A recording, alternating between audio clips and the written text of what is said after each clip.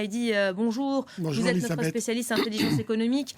À l'occasion de ce sommet européen, vous avez choisi de nous parler de l'industrie de la défense européenne. Ça fait évidemment partie des grandes questions qui sont posées. La guerre en Ukraine a ouvert les yeux des dirigeants européens sur la réalité de ce monde, finalement. Oui, on assiste tout simplement à un réarmement militaire de l'Europe avec des points saillants comme l'annonce de la part de la Commission européenne du déblocage de 450 millions d'euros pour acheter des armes défensives et les livrer à l'Ukraine. L'annonce aussi très forte de l'Allemagne avec ce revirement de l'Allemagne, un fonds de 100 milliards d'euros pour la défense allemande. Bref, les Allemands vont atteindre ce que les Américains demandent depuis des années, au moins 2% de leur PIB consacré à la défense.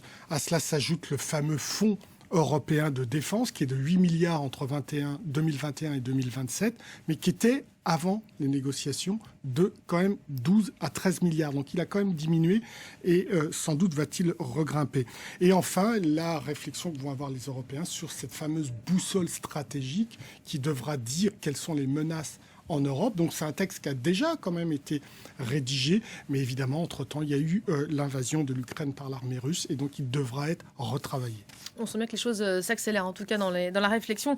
La question, c'est de savoir finalement comment les Allemands qui ont annoncé cette énorme enveloppe vont dépenser tout cet argent. Et c'est là que ça risque de grincer un petit peu entre Paris et Berlin, puisque 100 milliards, c'est pas rien, c'est énorme. Et donc, les Allemands ont déjà acheté de l'armement américain, des F-18 en 2020, en plein début de la crise du Covid. Et là, ils annoncent carrément qu'ils vont également acheter des F-35 de Lockheed Martin aux Américains. Donc, le problème, c'est est-ce que cette manne va plus profiter à Washington qu'à Bruxelles ? Cela pourrait remettre en cause le grand projet de l'avion de chasse du futur européen. Ah ben là, on sent les tensions très claires. Ce fameux SCAF pour Système Combat Aérien du Futur, qui est un programme qui a été lancé par Madrid, Berlin et Paris, qui conçoit le futur avion de chasse européen, mais également les drones, avec une conception de l'interopérabilité des armes. Donc c'est vraiment plus qu'un projet de création d'avions, c'est un projet vraiment de système militaire complet. On voit évidemment qu'il y a des dissensions en Europe.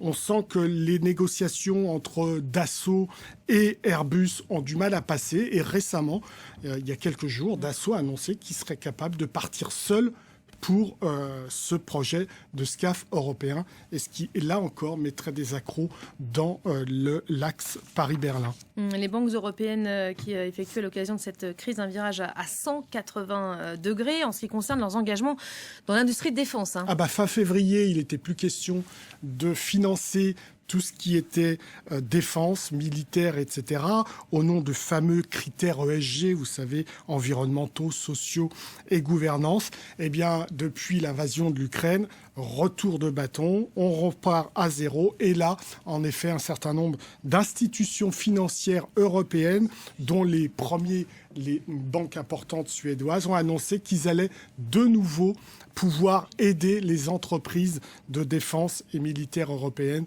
à pouvoir se financer dans la production, mais également dans les investissements et voire dans les exportations. Merci beaucoup Ali Laïdi pour ce décryptage. La défense européenne, ça sera